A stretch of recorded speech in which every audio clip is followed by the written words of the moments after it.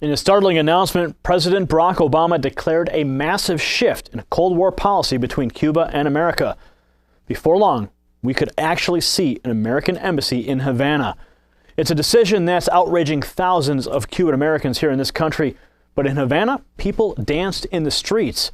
As soon as travel restrictions are lifted and regular air travel is restored, many separated families could soon be reunited. Plus, both countries would likely seek to install new trade relations, opening up the gates for a poverty-stricken nation to start on the road to recovery.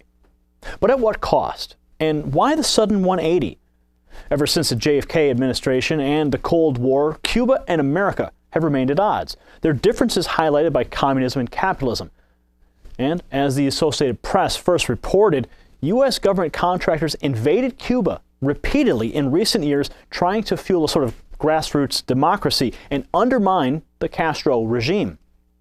Not to mention the number of failed CIA missions dating all the way back to the 1960s. And with every passing invasion, the Castro regime grew even more upset and frustrated with Washington. At a time when trust is at an all-time low, Obama managed to strike a deal. And while this was a surprise for many, some people actually saw this coming.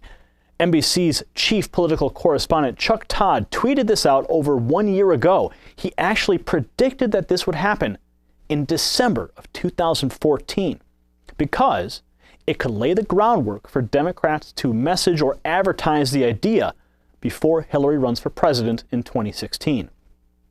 Meanwhile, 6,000 miles away, another communist country takes careful notes.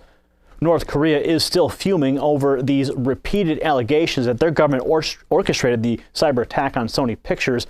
And just last month, top spy in the U.S. government James Clapper flew over to North Korea and negotiated the release of 2 American prisoners.